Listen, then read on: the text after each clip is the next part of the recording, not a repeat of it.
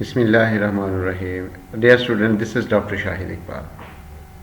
Today I want to discuss with you people the structure of this topic.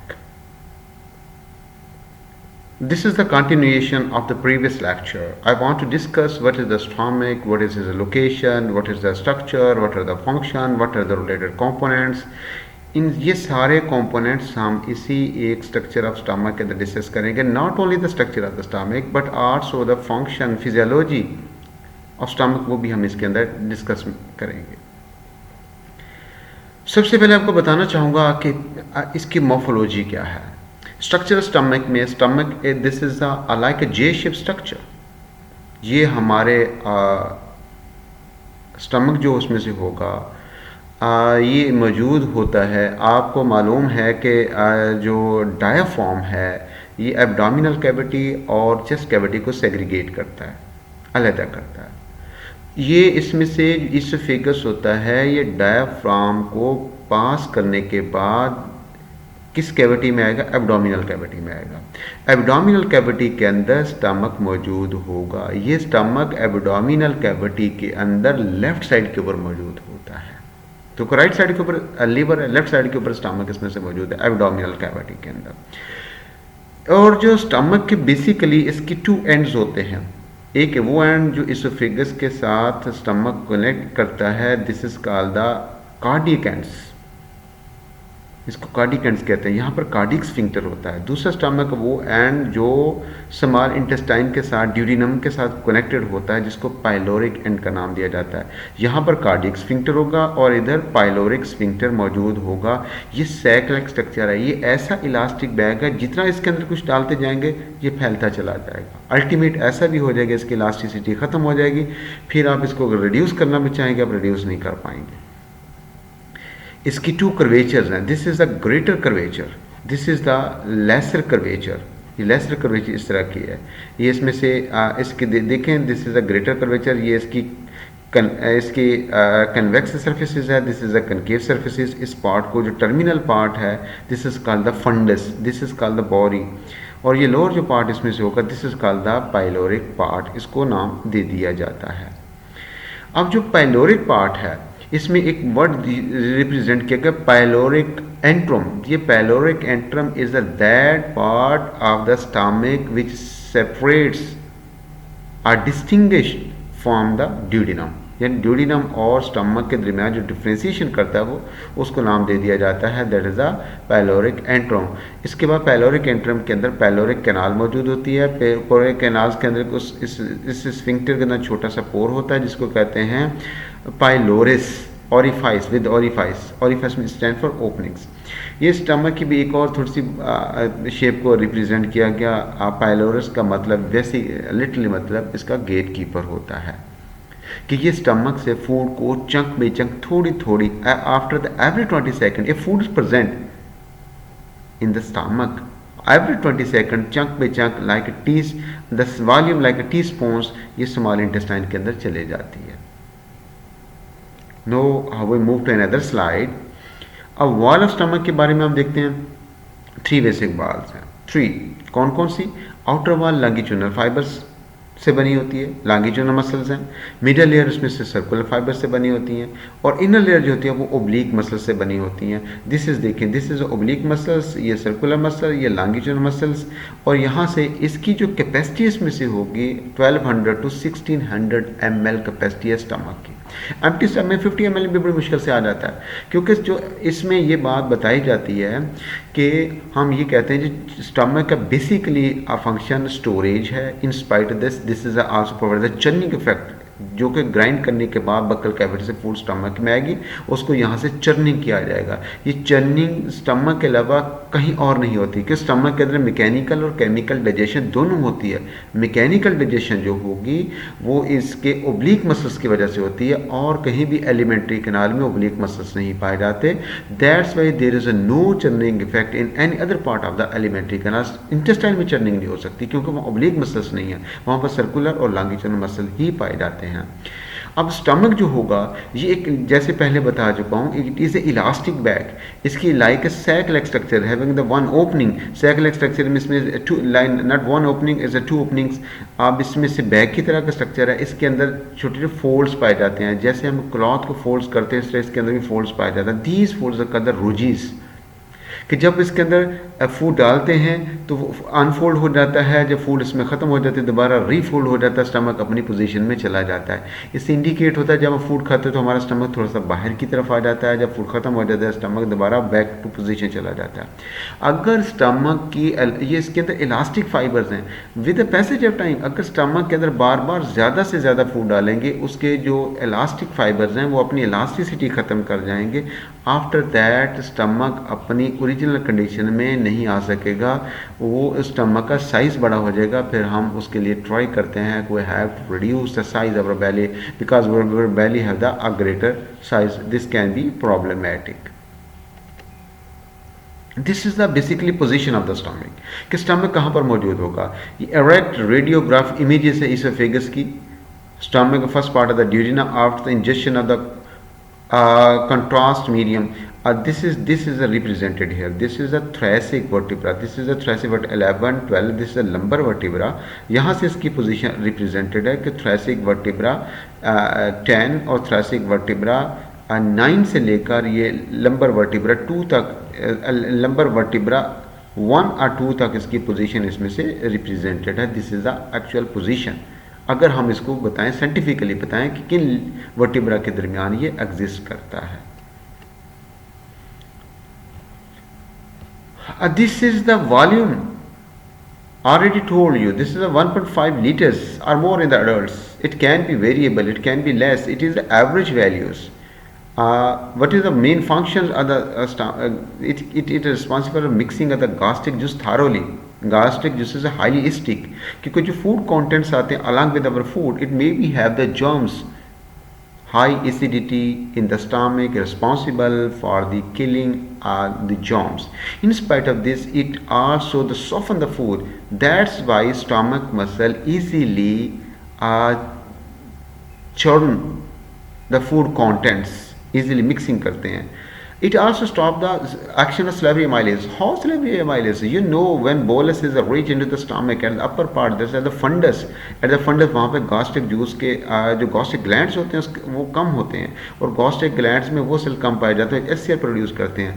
वहाँ पर salivary amylase अपनी digestion करता रहता है, कि जहाँ जब तक उसमें से फूड नीचे मूव करेगी, जब pH फॉल नहीं होगी, उतनी देर तक salivary amylase स्टमक के अपर पार्ट तक डाइजेशन का प्रोसेस स्टार्ट रखता है।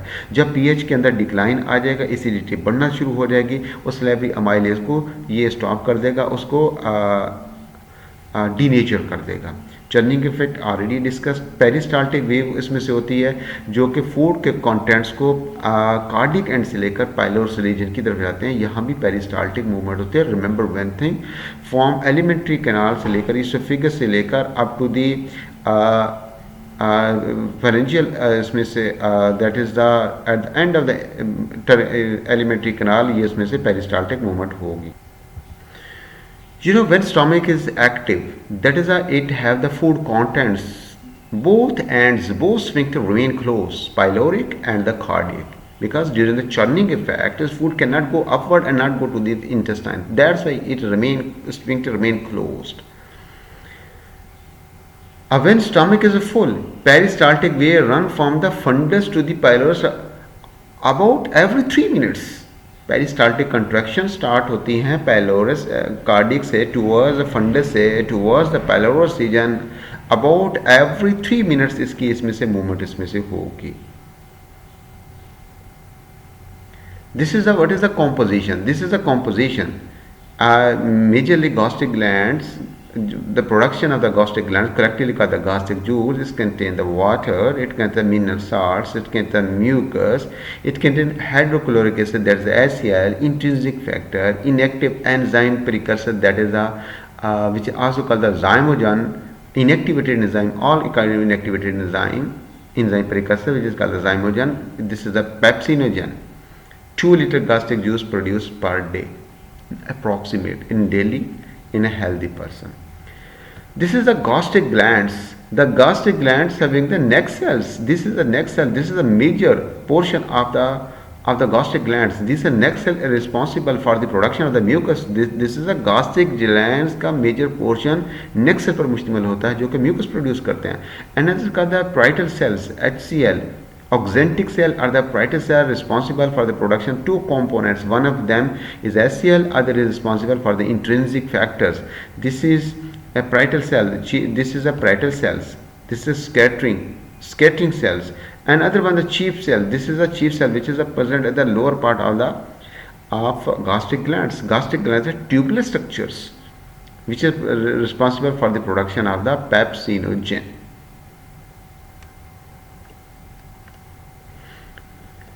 Now we discuss about the components of gastric glands. We have discussed already and now discuss about the secretion of the gastric glands, that is the HCl. It defies the food. Salivary amylase की action को stop कर देता है, ये हम discuss कर चुके हैं. Ingested microbes along with the food, it can be killed here. That is it also activate the pepsins. It also activation of the pepsins. That is it change pepsinogen into the pepsin. The stomach pH is near about 2 to 3. इसकी pH के बारे में था. That is the now pepsin enzymes के बारे में discuss करते हैं. This enzymes is one of the first enzyme which is discovered Theodor Schwann in 1936. The scientists who discovered the cell theory, German zoologist ने इसको डिस्कवर किया था. इस pepsin का वर्ड जो यूज किया गया, that is a pepsis meaning digestion.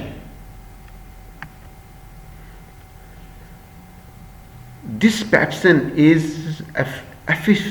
efficiently or effectively active at the very low pH. There is 1.5 to 3.5 इस pH के दरमियान ये बहुत ज़्यादा एक्टिव इसमें से होगा. This is the representation here. This is a gastric glands. Gastric gland, this is the chief cell responsible for the production of pepsinogen. I represented zymogen. Zymogen इन इसकी किसी भी इंजाइम की इनएक्टिवेटेड फॉर्म की जो producing precursor form में produce होता है उसी को zymogen की टर्म यूज़ की जाती है. This is pepsinogen. यहाँ से parietal cell HCl प्रोड्यूस करेंगे.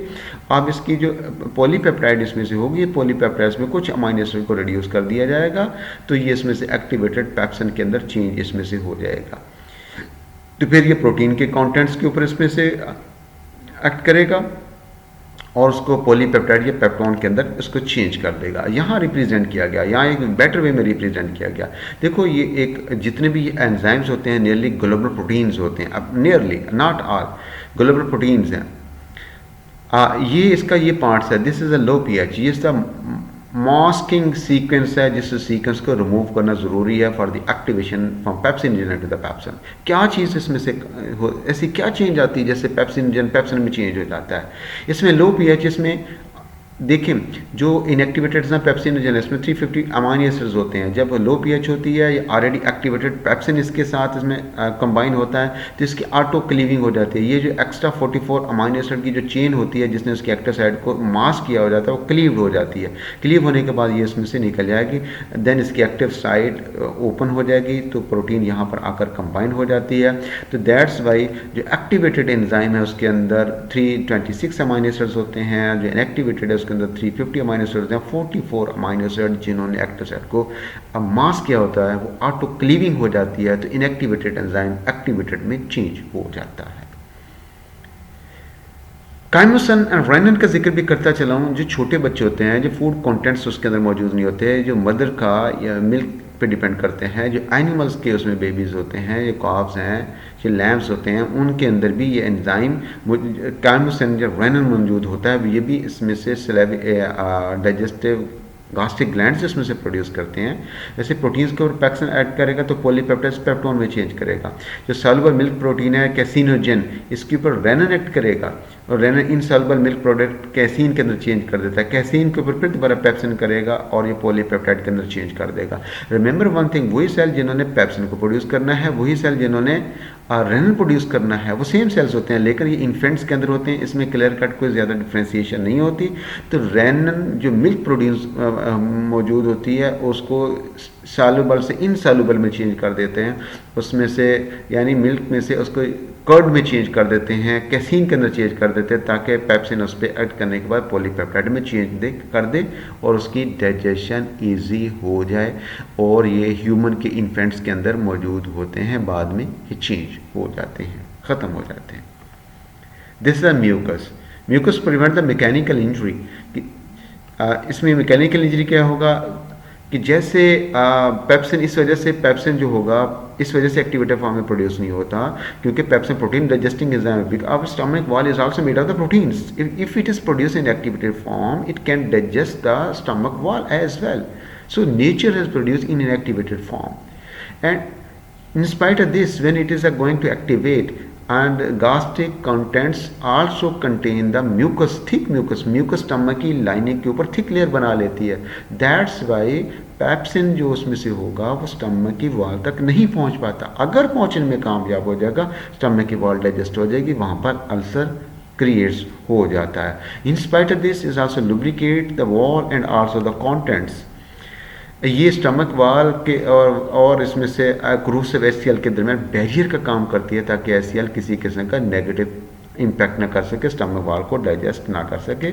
और इस पेप्सिन के अंदर ज़्यादा जो म्यूकस होगी 90% इसके अंदर वाटर कॉन्टेंट्स होते हैं अप्रॉक्सीमेटली, एंड मेजरली कॉन्टेंट्स इसके अंदर ग्लाइकोप्रोटीन्स मौजूद होती है, म्यूसिन मौजूद होती है, which is the glycoproteins. And in spite of this is intrinsic factor. हम जो एचसीएल प्रोड्यूस करते हैं सेल, वो इंट्रिंसिक फैक्टर प्रोड्यूस करते हैं। इंट्रिंसिक फैक्टर का रोल इसमें से क्या होगा? This intrinsic factor necessary for the absorption of the vitamin B12। Vitamin B की कैटेगरी के 8 विटामिन हैं, जिसको कलेक्टिवली विटामिन बी कॉम्प्लेक्स कहा जाता है। जो विटामिन B12 है, ये उसकी एब्जॉर्प्शन को रेगुलेट करते हैं। Vitamin B12 is also called the cobalamin. ये इलियम से इसकी एब्जॉर्प्शन को रेगुलेट करता है, intrinsic factor. If this is no intrinsic factor, there is no absorption of the B12।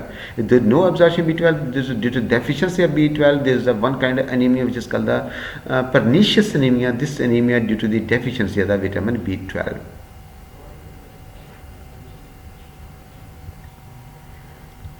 This is as the whole anatomy of the stomach represented something here. This is a parietal cell responsible for the iron absorption, because this produces the intrinsic factor. If there is a destruction of the parietal cells, this is a iron deficiency anemia. This is also called the pernicious anemia, and this may be in the case of the autoimmune disease. And this secretion of the gastric juice, there are 3 stages of the secretion of the gastric juice. One of the cephalic phase, there is the gastric phase, third one is the intestinal phase. There are 3 phases we discuss here one by one in a single slide. Represented here cephalic. Cephalic stands for head. If there's no food in our mouth, in our stomach, etc., we just imagine about the food. Sight से, smell से, taste, thought of the food. तो उसमें से क्या होगा? At the time जो cephalic phase activate हो जाती है। सेफेलिक फेज इसमें से क्या होगी? This is a cephalic phase, due to this vagus nerve which is a longest cranial nerve, fourth, ये मिक्स नर्व है, सेंसरी मिक्स मोटर न्यूरॉन इसके अंदर पाए जाते हैं।